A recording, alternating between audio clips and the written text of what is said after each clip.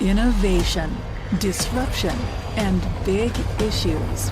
This is Business Game Changers with Sarah Westall. Welcome to Business Game Changers. Today we are going to talk about the United States and its ability to be competitive globally. Being that it's 4th of July, I wanted to bring back Deborah Wince-Smith. This is a show that I recorded back in November, and I haven't had a chance to air it yet on satellite or on YouTube, but she's amazing. She is the CEO of the U.S. Competitiveness Council, which is a group of people that are really working hard to put America first. And they have membership of a lot of presidents of universities, a lot of CEOs in this country. And their charter is to figure out how to put America first, how to be competitive, how to create jobs here, how to be healthy in academics, how to be healthy in our business, how to grow jobs, how to be competitive and leaders in industries so that we can have a strong United States. So I figured it was a great show to run for 4th of July. And this is the type of organization that we need in this country that has a goal of making us strong and prosperous. There are so many issues we have in this country. So when we get a chance to look at a group that are doing things that really benefit this country, I'd like to shine some light. But this isn't all just a rosy interview that I do. It's a look at where our problems are, where we're struggling, and where we're doing good too. But it's a really educational and thought-provoking look at where we are as a country and where we're going. So let's welcome Deborah Wince-Smith to the program. Hi, Deborah. Welcome to the program. Thank you, Sarah. I am so glad you're here because I want to talk about how we will be able to maintain competitiveness on a global scale. The politicians talk about this a lot, but I really want to talk to the expert on this. And you are the expert. You are the CEO of the Competitiveness Council in Washington, D.C. And what does the Competitiveness Council do? Well, the U.S. Competitiveness Council is celebrating its 30th anniversary this year, and we are a membership organization of CEOs across every sector of the economy with our leading university presidents, our labor leaders, and our national lab directors. And our agenda is to focus on the drivers and agenda to make this country more competitive through economic growth and productivity. So are you affiliated with any party or are you neutral? Well, the council is very proud that since our inception, we have been nonpartisan. We are not affiliated with any political party. In fact, we're very vigilant that any of our initiatives always involve members of both political parties so that our agenda really is the agenda of the country. And this is really one of our tremendous assets and the reason why the U.S. Council continues to have a great impact on the policy agenda for the United States going into the future. Yeah, because once you become partisan, the other side won't listen to you, right? I mean, you have to really stay neutral. Well, actually, it's interesting when we look back over our history and the recommendations we've put forth to the nation. We certainly espouse some policy recommendations that might be seen as more traditionally in the Republican sphere, but also some that are more traditionally in the Democratic sphere. So really what is powerful is where is the balance?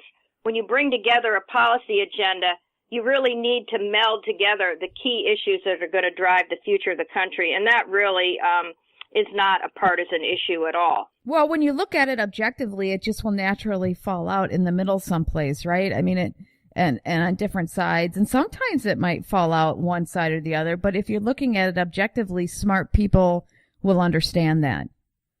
Absolutely. So what are some recent examples of work that you have accomplished that the average person would recognize? Well, one of the things we are very, very proud about, and it's widely recognized throughout the country and around the world, is that the Council on Competitiveness really made the case that our future productivity and growth depends on our innovation capacity. You know, our country's not going to compete on standardized products or commodities. We have to be continually innovating and creating the higher value products and services that command a premium in global markets.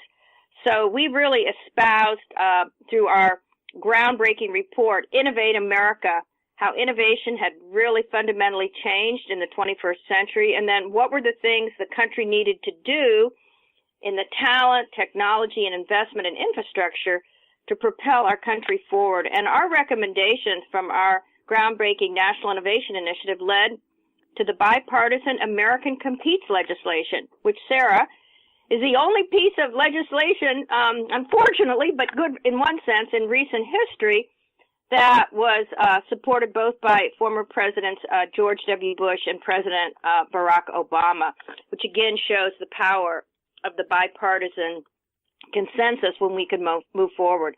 So that is certainly a major piece of work that the Council led, and also it really unleashed around the world other nations developing their own national innovation agendas and initiatives. And we are very proud that the Council on Competitiveness really launched that movement here in the United States and then around the world. That's your phone, I take it. Well, how do you, what are they doing to get people to be more innovative? Because it's such an esoteric concept. So how do we, I know our freedom and I know our individual nature gives us a ingrained advantage, I think. You know, when you look at other countries that are actually better academically than we are, they're more of a collective, and they've been trained to not be independently thinking, and so they have a hard time innovating. But how does how are you doing that? How do you say, okay, well, let's be better innovators? Well, I think a lot of the fundamentals for our nation's innovation capacity really all come down to people, because people are the ones who innovate and are innovators. So ensuring that we have a educational system that encourages risk-taking, that values entrepreneurship, but at the same time gives our young people the skills they need to flourish and navigate in a world that is very digitally driven and that requires systemic thinking that cuts across disciplines, and that also infuses understanding of advanced technology with the importance of the arts, the social sciences, and the humanities. I think that is one of our tremendous strengths in the United States, that we are a creative people, and creativity is not just grounded in an understanding of advanced physics or mathematics. It's how this all blends together. So that's one of the first, because creativity is the building block for connecting the dots.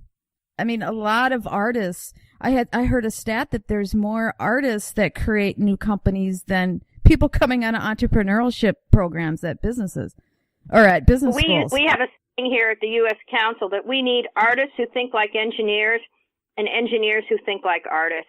Exactly, and, right.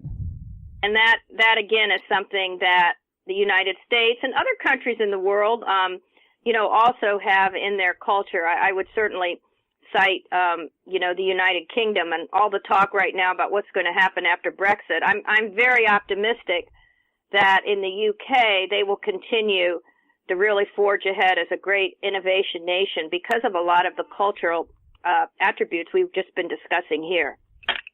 Interesting. Well, let's talk about some of the issues that we do have, which is our infrastructure costs, which keeps investments from going towards innovations to the level that I think we would want it to. We have skyrocketing healthcare costs and education costs. Shouldn't these out of balance resources really be going to investing in innovation in our future and not the out of balance infrastructure that we have right now? Well, absolutely. And in fact, I should circle back and really give the definitive definition of what competitiveness is. that was established by the founding of the Council on Competitiveness and our great CEO leaders, John Young being our founder when he was CEO of Hewlett-Packard, that a nation's competitiveness depends on its increases in productivity coupled to a rising standard of living for all its citizens and success in global markets. And the two sectors of the economy that you highlight, Sarah, healthcare and education, really have no productivity growth, and they continue to have tremendous escalation in costs both on the production side and on the consumption side. And so, developing a whole new productivity agenda for those two sectors of our economy is absolutely essential. Now, the other thing that's coupled to this is the fact that we have what we like to say at the U.S. Council, a lot of innovation hostile fiscal, tax, and regulatory impediments that are almost acting as if the United States innovation system were Gulliver. You remember in Gulliver's Travels? Held down the ground by the Lilliputians with all of these ropes and things. Well, the ropes that are holding us back are an absolutely prohibitive corporate tax structure. I mean, just to give you a little bit of the figures that are really, really shocking. In 2016, our corporate tax rate is 38.9%. This is the highest in the world. It's 16% higher than the worldwide average. Yeah, it's crazy. And then you couple that to the fact that we do not have, like most countries in the world, a territorial tax system. So right now, there's over $2.3 trillion of stranded assets overseas that have been earned by U.S. companies operating in the global environment. Tremendous success.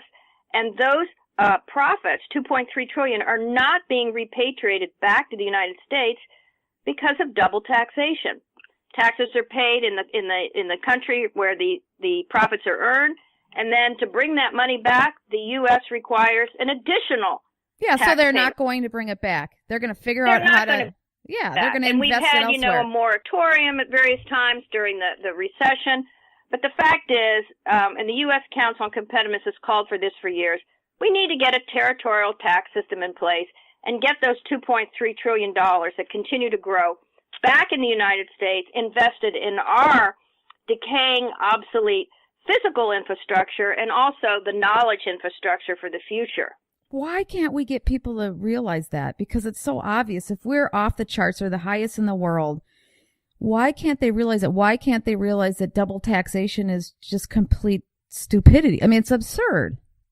Well, that's one of the issues that unfortunately has been extremely polarized and politicized.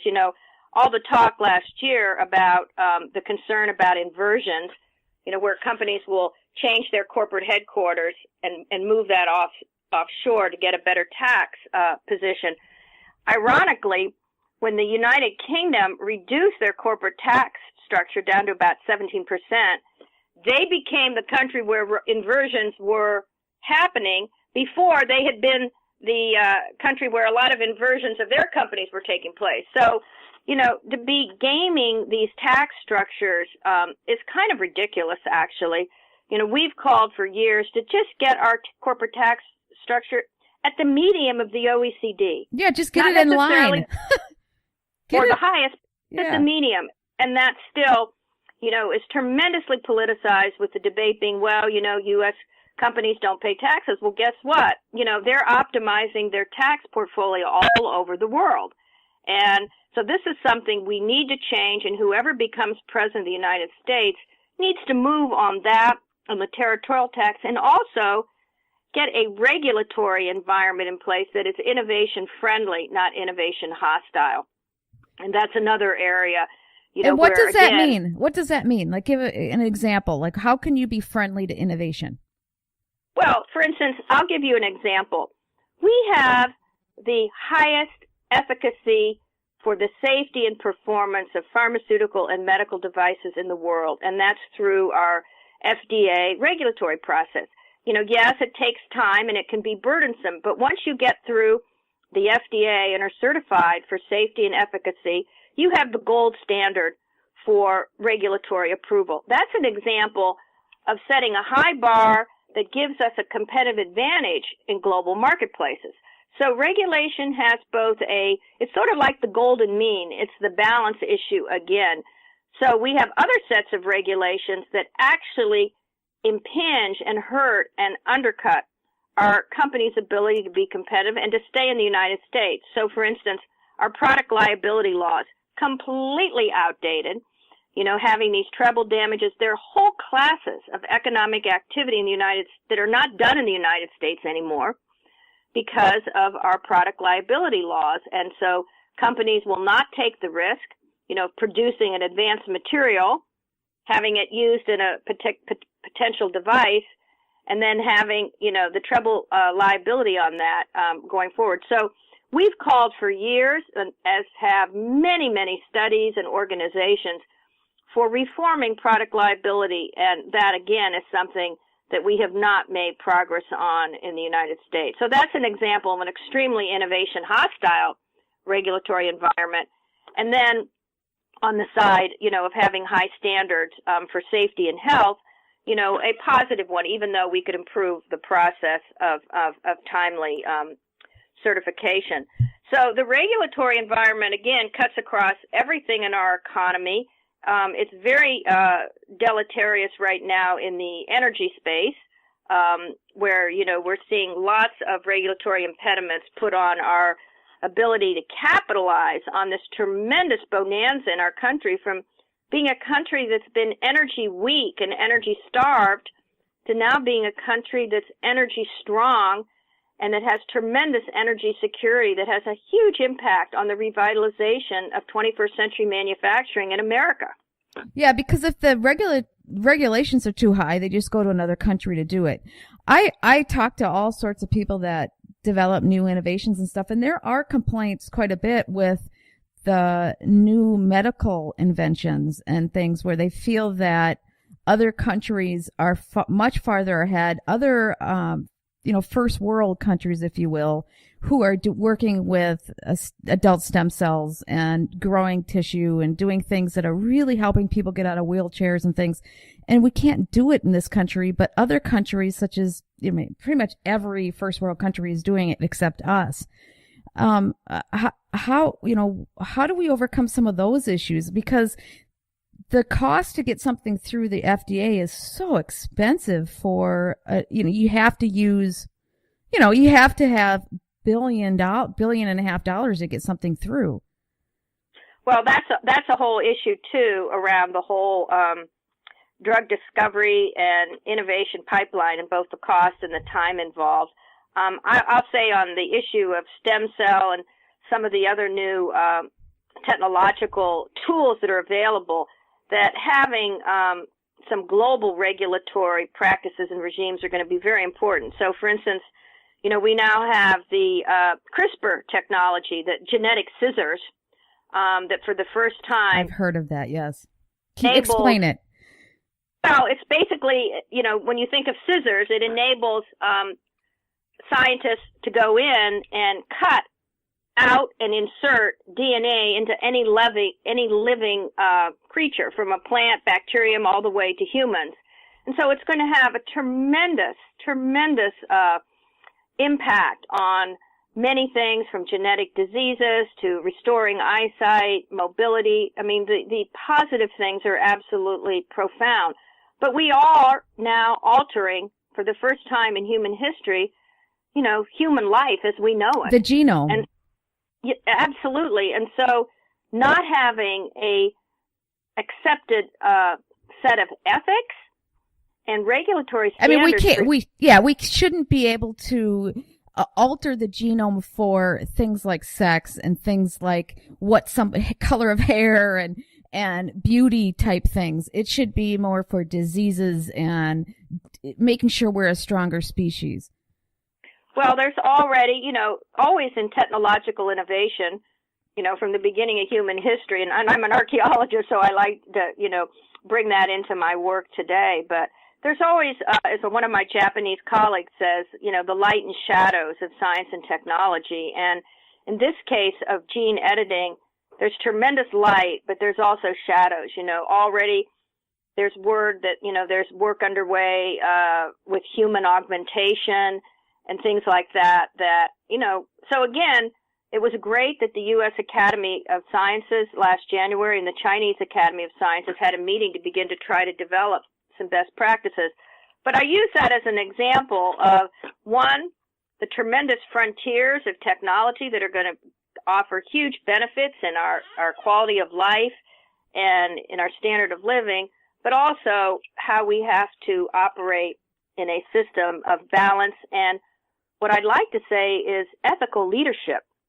We don't often hear so much the talk about ethics these days, but at the end of the day, ethics is absolutely essential for everything we do as individuals and in our communities and in our nation and in the world. Absolutely. And we have a country that their number one concern right now is corruption in our government.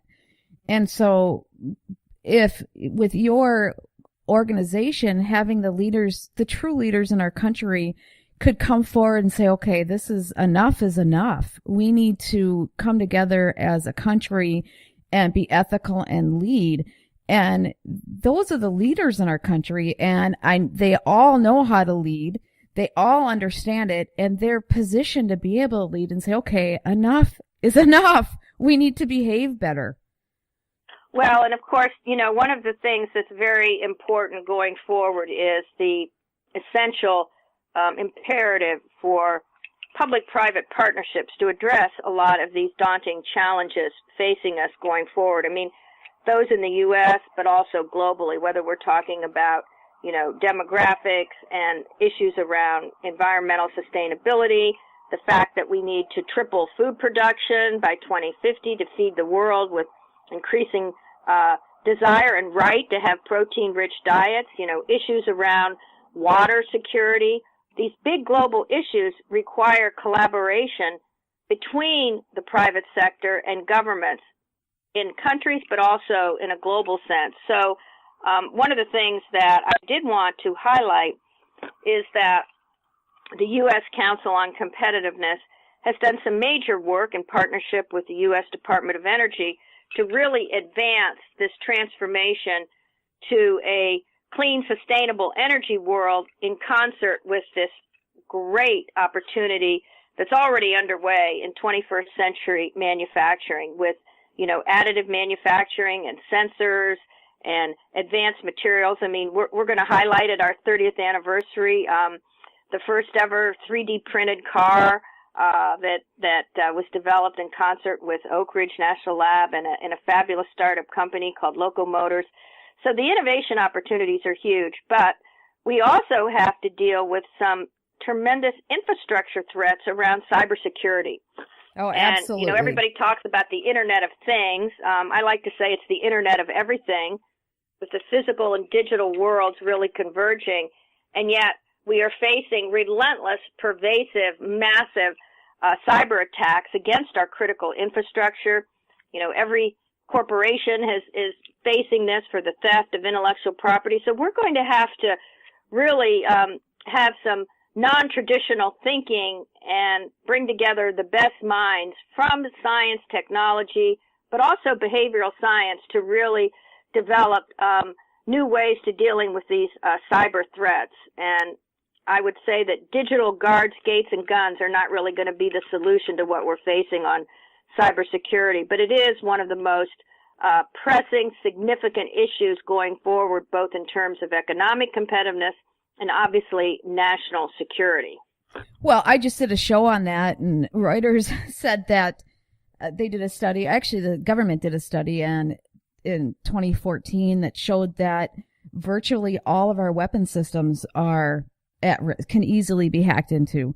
And I also, various sources showed that half of the country in 2015, their data, individual data, was jeopardized in 2015. So it's hitting us now, and it's major. So it's a priority. And I would think that companies like Apple, that has an excellent security system, could come forward and start to educate others on I know it's a competitive advantage for them, but we have to figure out how to get our country safe, right? And so if we can use their expertise and use the expertise of some of these companies that really do a good job at it and figure out how to integrate it everywhere. Absolutely. And, you mentioned, one issue I want to build on, and that is trusted electronics. And, we have in the United States now, and we could have a whole talk on this. Yeah, I'm sure. We only have a few domestically based manufacturing facilities for advanced microprocessors and electronics. Intel has some of these facilities, as does Samsung has a few in the United States. But virtually all of the electronics that are going in, the weapon systems, to smart grids, to everything that powers our economy, our logistics supply chain, all of that is being produced in China. And we do not have trusted foundries. And so the hollowing out of U.S.-based manufacturing and advanced electronics is absolutely a massively critical national security and economic issue. We have a facility now, thank goodness, at Argonne National Laboratory that's set up to just test for the government, do a test electronics components coming in from China and elsewhere to make sure that they are not faulty and that they have bugs and implanted devices and things. So yeah, because they could easily put it into all the circuits that they're bringing in. Absolutely. And one of the initiatives that we are launching actually next week with our group of our Chief Technology Officer Forum, we have a fabulous group of CTOs led by the Chief Technology Officers of Boeing, Lockheed Martin, and Deere, with Vice Presidents for universities and Deputy Directors of National Labs, is to look at the challenges of beyond Moore's Law. And as we get to the end of Moore's Law in terms of how much circuits, can be put on a processor, to also develop the public-private partnership to reestablish next-generation electronics manufacturing and trusted foundries in the United States. If I had the opportunity to advise the next president of the United States, I would say this is something that we need to put together our resources, our Defense Department, our national labs, our universities, our companies, and invest and come together and leapfrog into the next generation of electronics and make these in the United States at scale. And we need to have our tremendous investment that sits in hedge funds and other vehicles also being invested in things that matter for our country's future, not just in arbitrage. Exactly. What about the rare minerals? Because rare minerals are needed for all the electronic stuff. And we don't mine any of that anymore. Is that an issue in your mind? It is. There are rare earth companies such as Molycorp, that have had tremendous business challenges. I mean, the Chinese, just as they really dominated in terms of the cost structure and buying up a lot of these facilities, just as they did in steel with huge overproduction of steel, have really cornered that. Now, the good news is we are developing, through public-private partnerships and with our national labs and universities, synthetic rare earth materials so that we... Like crystals and things? Yes, but that's a longer-term thing. So, obviously, rare earths are a very serious issue. And, this all gets back to the other component we haven't really talked about, Sarah, and that is, the whole issues around trade and fair trade and ensuring that there is a level playing field. I think that China's accession into the World Trade Organization was very premature and has caused tremendous problems because they are not a free market economy. They don't follow the strictures that the rest of the world does on trade. And what with the cybersecurity and the massive theft of intellectual property and following indigenous innovation and targeting specific sectors, there's no question that we've seen tremendous havoc in industrial sectors in the U.S. and all around the world, and how this has impacted our jobs and our standard of living. So that's going to be a set of issues the new president will have to grapple with. Having said that, overall, trade liberalization and opening markets has been of tremendous benefit to the United States and to most of the world. So well, as that's long going as to be they're a real playing fair. balanced issue for the next president to grapple with. Yeah, because as long as they're playing fair, but if the government gives incentives for certain industries to be able to take over our industries, it makes it impossible. We shouldn't be doing, we shouldn't be trading with them openly if they're doing that, because all it's going to do is destroy our industry. But if they're playing fair and they're not giving government incentives to that degree, then that's fine. And also to ensure, that we are implementing our trade laws around counterfeiting and dumping and all of those things, which I think we have not been as forceful as we were in even 20 years ago. You look at the famous U.S.-Japan semiconductor agreement in 1986, where President Reagan stepped in to impose massive dumping penalties and shutting the Japanese out of our markets when they were dumping DRAMs around the world and undercutting the costs and basically trying to wipe out our industry.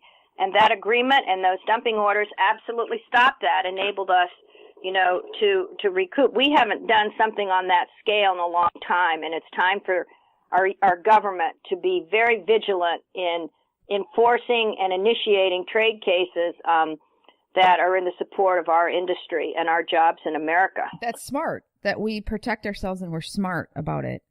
So this is a serious kind of thing that you're really seeing in the political world right now with the presidential election. There's a huge upsurge of people who are, and you see this a lot with the alternative media and all over the internet, of people who are worried about corporations and what they do and where we're going as a country. So how do we communicate with everybody and so that they understand what is actually going on, so they're not so scared about it? Because nobody trusts corporations and the government. And I think it's a lot because they don't understand what they're doing. And there's really a disconnect between the people and the leaders of this country as to for what they're trying to do and what they're trying to get accomplished. Do you know what I'm saying?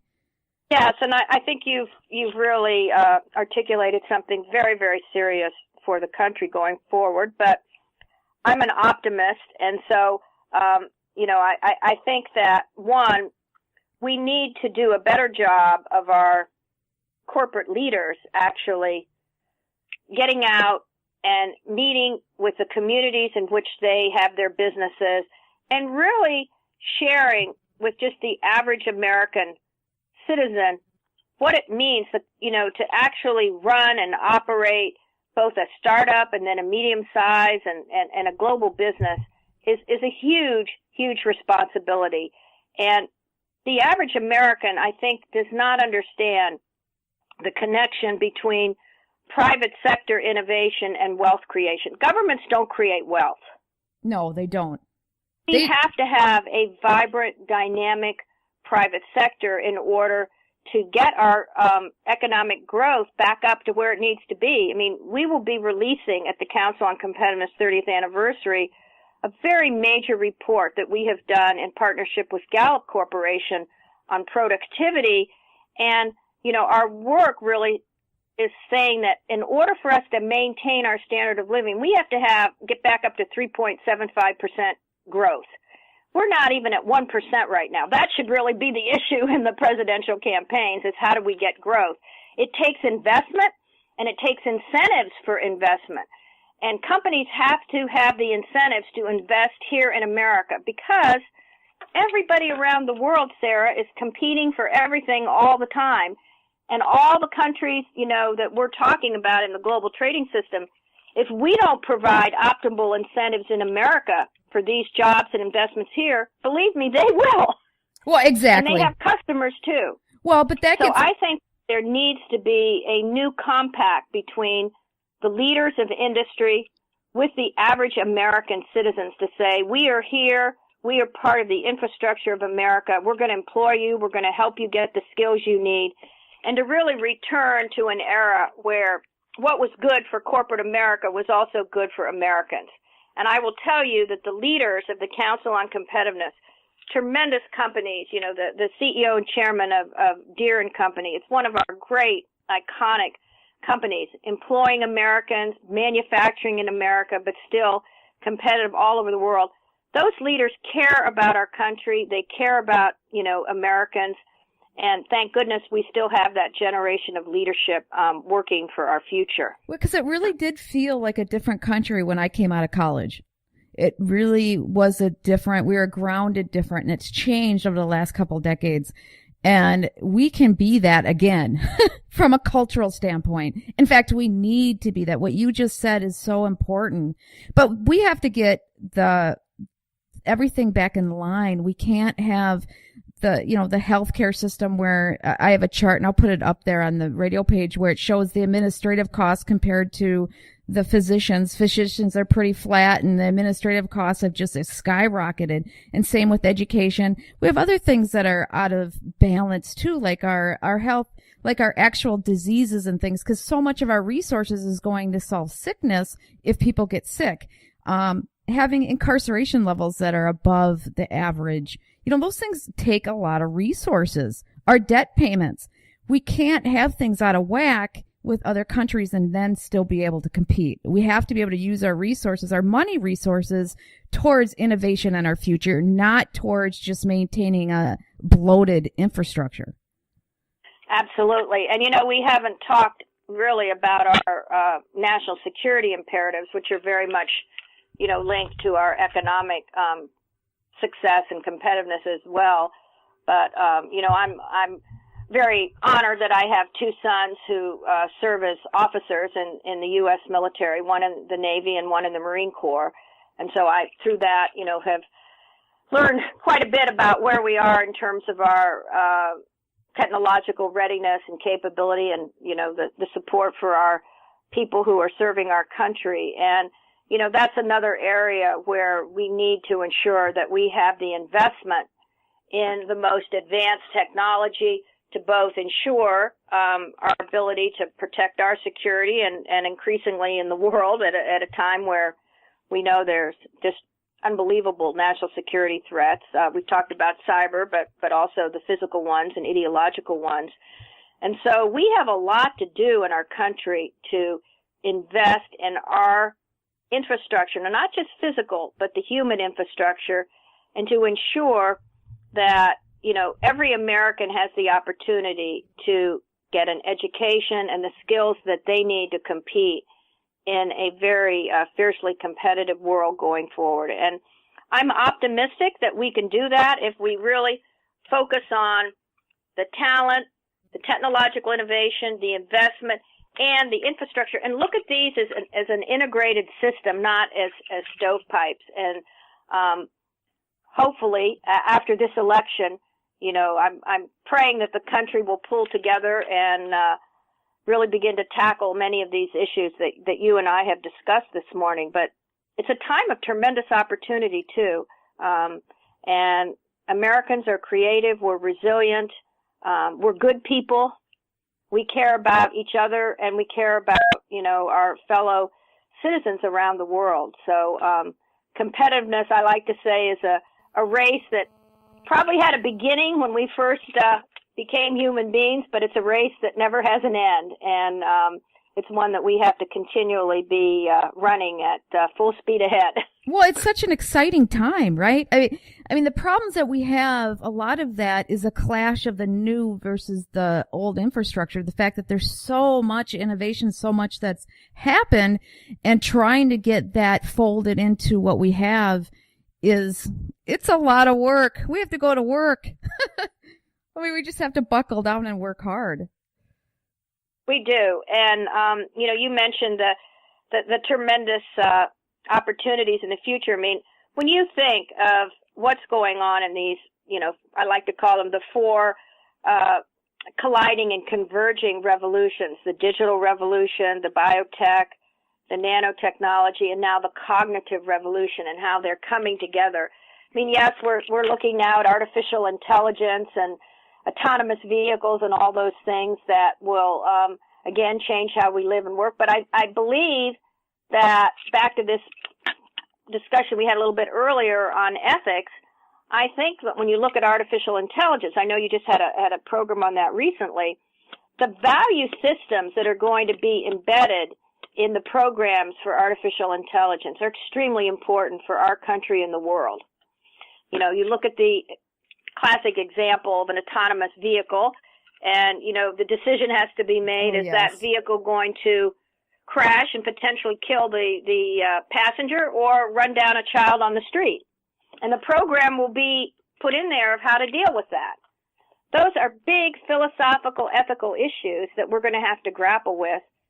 But at the same time, we can't be Luddites and not allow scientific progress to go forward. Well, the fact that we have to make that decision, we have to look at it in context, because that's an awful decision, but we will be saving so many more lives. There'll be a lot more children and a lot more passengers' lives that are saved by having the vehicles be able to keep us safe in the first place. So keeping us from that technology, yes, we have to make additional awful decisions, but that technology will save so many more lives that it'll be worth it. And absolutely. And, you know, people have often said to me, well, you know, you look at these 21st century factories, and I've been in some where there were very few humans, you know, on the factory floor, the way things are being designed and made and produced, with now 4D, you know, four-dimensional additive manufacturing, where the materials actually form into different shapes upon being produced. I mean, that's just amazing, the work at Lawrence Livermore Lab and elsewhere. But, you know, the issue of, well, what will people do as we have fewer and fewer people working in an obsolete 20th century production facility? And I hope, you know, and I'm older than millennials, of course, I'm hoping that we will see the way that things that we perhaps have not valued as much in recent years, we will return to value and place a premium on, you know, the caregivers, the people who take care of our children, that teach our children. I mean, you look at the wage structures of some of those jobs that are so important to our existence as human beings, that we will revitalize the importance of that. Yes, that would be so great. As the brawn is taken out of the factory, as it were. Oh, that would be so great. We've had conversations in my class. I teach at the University of Minnesota at the business school, Carlson, and we've had classes where I've talked to my classes about this. What do we do? What do people do as we automate and we start to get to the next generation where all this technology comes in? What work will these people do? And it's always a really interesting conversation, and there's people who are excited about it and people who aren't, you know, and so it like you were saying, hopefully our mindset can change and do things that really nurture us as human beings. And looking at our past, you know, where the United States, and is the largest food producer and exporter in the world. You know, I always say that the United States and Brazil could feed the entire world. I mean, Brazil has a tremendous agricultural capability and productivity. And yet we have employed much fewer people in our agricultural enterprise than we did, you know, even 20, 30 years ago, and it continues to be more productive. And so I do think there, you know, past is prologue. I do think there are lessons in recent history as well as ancient history, and that we're really seeing our future as an age of illumination, really, and that our innovation and our standard of living and how we treat each other as human beings will all be enhanced by these scientific and technological revolutions that are well underway in America and around the world. Well, I have a couple more questions for you before we wrap this up. But how can universities and businesses and government, because I know you work with leaders in all those areas, how can they work together to focus our resources towards investments that'll truly help versus, which is an important difference, be competitive, you know, long-term versus maintaining the status quo? Because some of these companies are entrenched in doing it a certain way, and they don't want to lose their cash cow now. You know what I'm saying? Yes. Well, you know, there's that saying that you either innovate or evaporate. So I would, you know, certainly signal that to those companies that, you know, Kodak being a good example where they chose not to even though they invented digital photography, they chose not to go down that path because of, making tremendous wealth from their traditional film industry. And of course, Kodak doesn't exist today.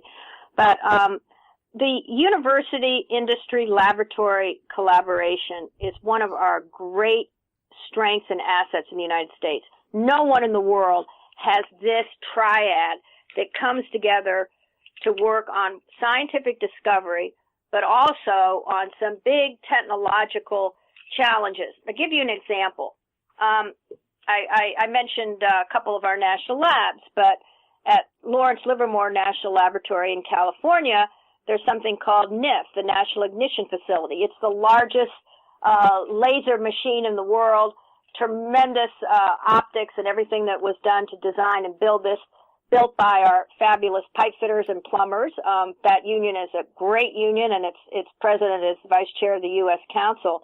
But they're actually simulating a star on Earth there. And that collaboration that has huge implications for, energy sustainability and clean energy with no carbon, that involves deep partnerships with industry, universities, and labs in order to enable that project. And there are many, many other examples, that I could give on that, including what I highlighted on the advanced manufacturing. The work that we did at the U.S. Council on Competitiveness a few years ago at the request of the White House was to really put a consortium together to take the power of high-performance computing, supercomputing, and get that into the hands of small and medium manufacturers in the Midwest. The initiative was called Endemic, the National Digital Engineering Consortium. And we brought together Ohio State and Purdue and University of Illinois with Argonne and other national labs and big companies, Procter & Gamble, Lockheed Martin, GE, and put together the training and the resources so that small manufacturers in the Midwest could access these simulation tools.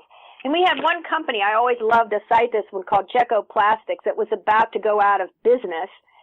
And getting access to these simulation tools, not only did they change their whole competitive product offering, but very soon they were exporting pallets to Germany, and now they are a growing global enterprise. So that's a beautiful example of bringing together the partnership with companies, large companies, working with small companies, our universities and our national labs to do something that really changed the trajectory of manufacturing competitiveness in the heartland of our country in the Midwest. Oh, that's excellent, because that's what we need. That's what our people need. And, the only thing I would say that we need to improve in our higher education system in a big sense, and it's not really the improvement there, but in the pipeline, we have to get more Americans going in, to the STEM fields, into the math, science, and engineering.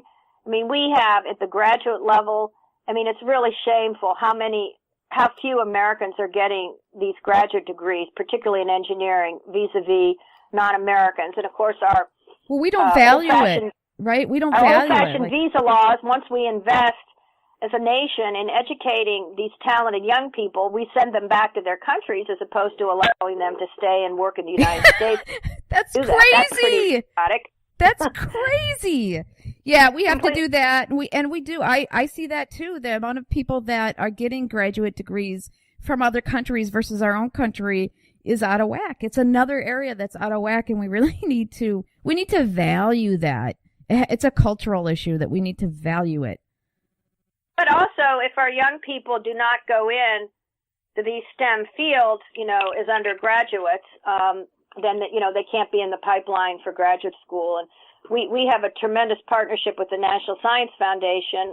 Director Franz Cordova is a great leader, and that's called Exploring Innovation Frontiers. And we're really looking at how we can expand the number of innovators in the pipeline, particularly women and minorities. And last year we had one of our dialogues at University of California, Riverside, and that's a university to look at in terms of a best practice because they have one of the highest success rates in the country of bringing women and minorities into STEM fields as undergraduates and having them move into the graduate arena.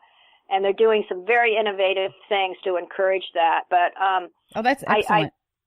And I think, of course, this being at the university environment, this whole issue around student debt is very, very serious. And I think the U.S. government needs to bite the bullet and provide the interest rates for student loans that our companies are getting from our banks. Yes. Where they're borrowing it at 0% or even less. I think that's something that we have to really face, because saddling our young people with this debt is doing very bad things, not only to their future, but to their risk-taking and entrepreneurship and getting them into the talent that we need for innovation. We need to be smarter. We really need to solve that. And the burdens that are put on families to make sure that their children can be educated is so high. It's very high. It's hard. So, I have a son who's in college and my daughter's a sophomore in high school. So that's exactly what I'm thinking. I'm sure you thought through all that stuff as well, but it's, when you're right in the middle of it, you clearly understand it. My son's at North. And I think that, I go to many university campuses and fabulous university presidents are members of the U.S. Council on Competitiveness. We've had great leaders as our vice chair for universities. Right now it's Michael Crow, who's the president of Arizona State, that's been ranked as the most innovative university in America. And, the things that Mike and his team have done at Arizona State to really increase the pool of undergraduates and graduates coming and keeping the cost down and having these young people work at the frontiers of so many areas is just amazing. And he's really an example of a leader bucking some of the traditional ways of doing things to change the game on higher education, and it's really paying off. Well, I need to talk to him then. I need to have an interview with him. Crow. What is he doing? Yeah, quite an innovator, and also focused on the outcomes as opposed to just the traditional metric of, universities ranked by how many students it excludes in admissions, as opposed to... Yeah, that's awful. Yeah, I think that's a real obsolete metric too. But in any event, our universities, have a lot of challenges as well on their business models and how they're going to be competitive, and also, get at this challenge of productivity, recognizing that education and healthcare is perhaps not the same as making a product in an automated environment, but nonetheless, we do need to change the cost structure in those two sectors of our economy, as you highlighted in the very beginning of our conversation. Yes, and it ideally more of our resources goes towards the actual education and not to the cost of providing it. Do you know what I'm saying? We not to the overhead. It goes to the people and the best resources we can to provide the education for the students. But absolutely. But I'm very proud mama of a boy who's in engineering at Northwestern University in Chicago. So like you have two sons in the military, and my son went to a military academy as high school, but he chose to go right into, he didn't want to do that. He wanted to go into engineering at Northwestern. So I'm very proud of him there. So yes, I'm very in deep on all those issues. Engineering, we have to say something about engineering here, because at the end of the day, engineers are really the creative imagination people that get things done, because the scientific discovery, is elucidating and understanding what exists in the world, as it were. But engineering is creating something that never existed before. Yes, that's why the all creative... of our innovations require, engineering. And so the U.S. Council has had a tremendous focus on that in partnership with Lockheed Martin, our National Engineering Forum, where we've been working on the capacity, capability, and competitiveness of the engineering enterprise, called NEF, the National Engineering Forum. So for years, Northwestern has a fabulous engineering school, and that's great. And I will give you one other example, Sarah. My sons both went to the U.S. Naval Academy, and they have something that I think is extremely at the tier of what we need to do for educating our young people, and that is every midshipman or woman, at the Naval Academy they are required, to have 4 years of hardcore STEM, and they end up with engineering degrees. But they also have established what's called LRIC, Language, Regional Expertise, and Culture. And they have, by design, fused the heavy-duty STEM curriculum with the arts, the humanities, the social sciences, and languages. You have to. You have to. And in order to be ethical leaders, you have to understand history. You have to know the world. You have to know cultures. My oldest son, who's now at Johns Hopkins, is a Fleet Scholar in National Security Studies. He speaks Arabic. So I think we have to do a better job in our curriculum in universities to make sure that our young people are getting access and must have. I mean, I think everyone has to have an introductory engineering course as a matter of a requirement. Well, it's so important. I mean, that's the basis of the future of our economy, right? It just is. That's why I tell my daughter, she just knows she's going to have to go into some field like that because it's the basis of the world going forward, honey. You're going to have to figure it out. She's really good in math and science, so that's good. But I agree with you. We're engineers at the Council on Competitiveness. We're engineering competitiveness policy for the country. And exactly. You're an engineer in communications. So, and what you do at the business school. So, well, I have an engineering degree as my background, so I get how important it is, even though I'm not doing it as a living anymore. And I'm a Bronze Age Aegean archaeologist that studied the Minoan and Mycenaean world. So how I got to where I am is another story. Probably because you're brilliant. That's very obvious. I like to say that, my work in archaeology has actually been very helpful for what I've done in my career, because in archaeology, you're trying to understand and recreate your understanding of a world that didn't exist through the archaeological record, which is not complete, as well if it's supplemented by written texts and things. So, well, and that's so fascinating right now with the way that Google Earth and the satellite systems can see beyond underneath the Earth. What a fascinating field that is right now, and all the stuff they're finding out. But you're really, as an archaeologist, to connect the dots and be a systems integrator, and to understand what exists with very little, physical remains. And I think that's important in understanding competitiveness, because there is no silver bullet. It's how these things come together and operate in a dynamic system. And so I have found my archaeology background very relevant to my work, actually, in my career, even though I'm not an engineer like you are. I wish I were, actually. I wish I had both. Well, I just think archaeology is absolutely it's one of my little habits is to listen and read and watch all the latest YouTube videos and all the things they're finding around the world. Archaeology is absolutely amazing. And with the new, like I was saying, the new abilities they have to see underneath the earth, they're finding so much more. Oh, there's so much more with our little world than we realize. Another thing about the area that I have worked in and love so much is you go back to the period of the Minoans and Mycenaeans that really were the game changers in the Aegean world. I like to think of them as being prototypes of the 21st century conceptual economy because, one, they very much valued artistry. They were at the technological forefront with their use of bronze. They had the first complex logistic supply chains. I mean, we know the Mycenaeans went all the way to Cornwall to source their tin.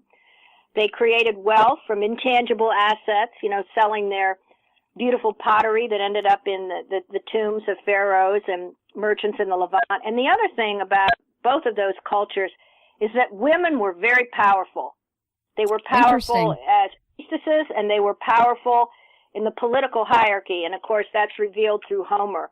So I don't think going forward, and you look through human history, I don't think great cultures and great civilizations then, in the present and the future, really thrive and grow without women being at the center I agree. of innovation and creativity. And that's another great advantage for the United States, that, our women are really very much at the heart of everything we're doing across all sectors of our economy, and I'm very proud of that. But doesn't that reflect how a society treats people in general? If your women are very involved and that shows that you treat everybody and you listen to everybody and you respect everybody's contribution.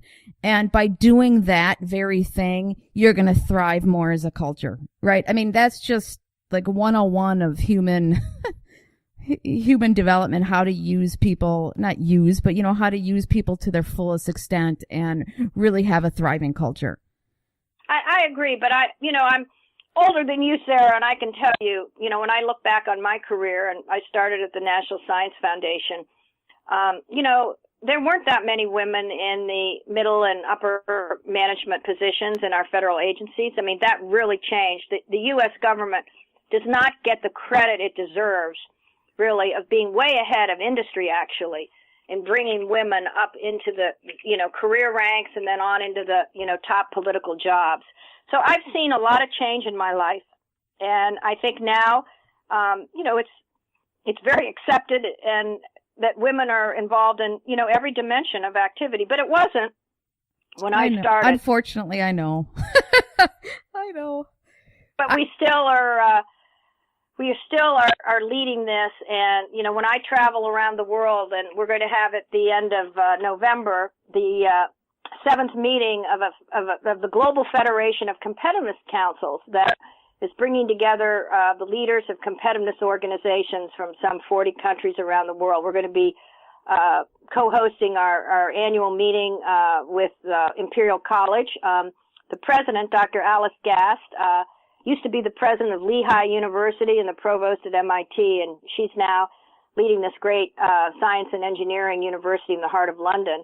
And our meeting is going to focus on the competitiveness of sustainable cities and what goes on in cities that unleashes and enables this innovation, capability, and creativity. And, being in London, I think we decided to do this well before Brexit, but it's kind of exciting because you look at Londinium going back to Roman times and the history of London, all through these centuries, being a leader in the guilds and trade and looking outward. And we're going to have one of our visits at the new Francis Crick Institute that's just underway. That's going to be one of the great centers in the world for life sciences and biology. And so we're very, very excited of that. But when I see the countries around the world that are making progress in their innovation and competitiveness, again, a lot of the elements we've talked about are there, but they also are recognizing the importance of being inclusive and the importance of diversity and bringing in all of their people to have the opportunity to contribute and add value. Well, they've done a study that when you have more diversity on a board, there's double-digit profit. You are the ones that have diversity have double-digit profit over the ones that don't. Does that make sense? That's absolutely true. And just how the diversity of thought, as you're describing, enables not just creativity, but also better decision-making and judgment. Exactly, because you have a much broader foundation. It's not on a stilt. It's a much broader foundation. And as one of my students said, I learn a lot from students, an idea is much more, is more sustainable. People grabbing onto an idea is much more sustainable than people grabbing onto, like a family or a group of people that are owning something. So how did he say this? Like, so if you want a company to keep going, instead of a family or not necessarily family, but the same sort of people, the good old boys network, everybody has a good old boys network. We all do. We have our people that we like. But if you keep giving it to the same people without that broad foundation, the idea is stronger than just the power of I'm not doing a good job. I'm going to have to cut that out. Yes, you're doing a good job. You're actually talking about the exponential power of an idea to grow when it's being fertilized by all these different views and things, and it continues to morph in and shape itself over time. Yeah, I have to think about that so I articulate it better, but he did such a better job in the class. It was it really is true because the foundation is so much broader. You have people from all over propagating that idea versus just the same type of people. There we go. There we go. Concise definition of it. Okay, well, thank you so much for joining me today. I love this conversation, and hopefully I can have you back in sometime in the future. And where can people learn more about your organization? Well, our website is www.compete.org, and we are a membership organization of CEOs, not just large-scale companies, but also some small, innovative companies. We got one of the great nanotechnology companies in the world where the technology came out of University of Arkansas as a member, Nanomech, and so we'd love to have anybody that's listening on the show get in touch with us. So www.compete.org and join this competitiveness movement and journey. And I really appreciate being asked to be on your show, Sarah, and thank you for everything you're doing as a great communicator and publicizer of the important issues for the country, but also your leadership at the University of Minnesota and the Business School. Well, thank you so much. And I, again, appreciate having you come, and I loved this conversation. It was great. Thank you. And everybody have an amazing 4th of July, and hopefully you get some time off with your family and enjoy the fireworks. Have a great day.